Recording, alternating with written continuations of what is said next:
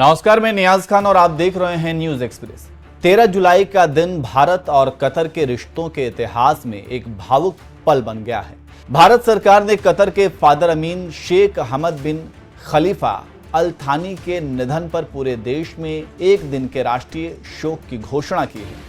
यह फैसला सिर्फ एक औपचारिक सरकारी घोषणा नहीं है, बल्कि उन गहरे और मजबूत संबंधों का प्रतीक है जो भारत और कतर के बीच दशकों से बने हुए हैं। राष्ट्रीय शोक के दौरान देश भर में उन सभी सरकारी और सार्वजनिक भवनों पर राष्ट्रीय ध्वज आधा झुका रहेगा जहां नियमित रूप से तिरंगा फहराया जाता है। इसके साथ ही इस दिन कोई भी सरकारी मनोरंजन कार्यक्रम आयोजित नहीं किया जाएगा। भारत सरकार की ओर से संसदीय कार्य एवं अल्पसंख्यक मामलों के मंत्री किरण रिजिजू को कतर भेजा जा रहा है, जहां वे भारत सरकार की ओर से शोक संवेदनाएं व्यक्त करेंगे। पीएम मोदी ने भी सोशल मीडिया प्लेटफॉर्म एक्स पर गहरा दुख व्यक्त करते हुए लिखा, भारत कतर के फादर अमीन महामहिम शेख हमद बिन खलीफा अल थानी के निधन पर गहरा शोक व्यक्त करता हूं। प्रधानमंत्री ने उन्हें एक दूरदर्शी नेता बताया जिनके नेतृत्व में कतर ने विकास और समृद्धि के नए आयाम स्थापित किए।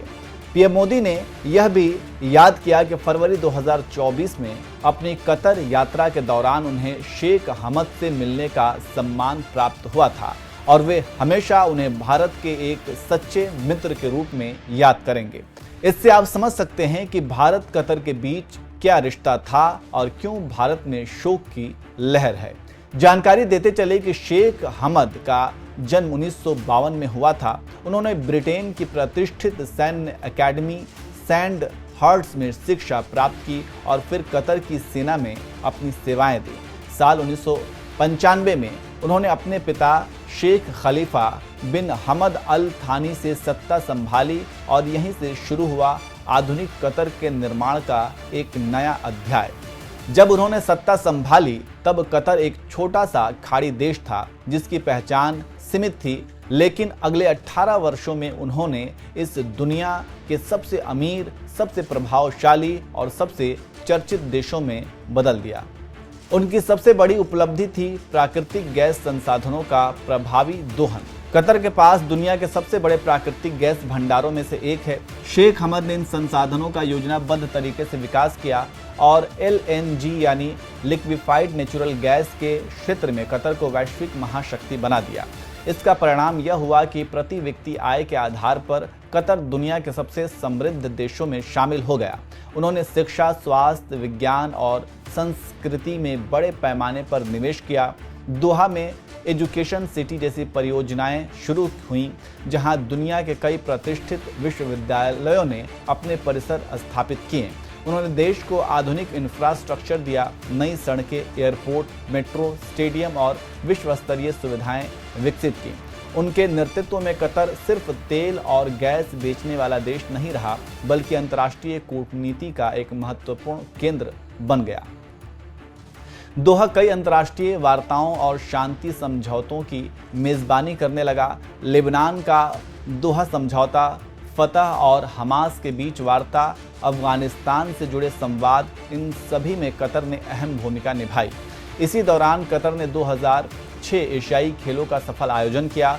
2012 में संयुक्त राष्ट्र जलवायु परिवर्तन सम्मेलन की मेजबानी की और फिर दुनिया की सबसे बड़ी खेल प्रतियोगिता 2022 फीफा विश्व कप की मेजबानी का अधिकार भी हासिल किया। यह पहली बार था जब किसी अरब और मध्य पूर्वी देश को फीफा विश्व कप की मेजबानी मिली। हालांकि विश्व कप का आयोजन उनके बेटे शेख तमीम के शासनकाल में हुआ, लेकिन इसकी नींव और तैयारी शेख हमद के समय में रखी गई थी। जहां दुनिया के कई देशों में सत्ता छोड़ना आसान नहीं होता, वहीं जून 2013 में उन्होंने शिक्षा से गद्दी त्याग दी और अपने चौथे पुत्र शेख तमीम बिन हमद अल थानी को सत्ता सौंप दी।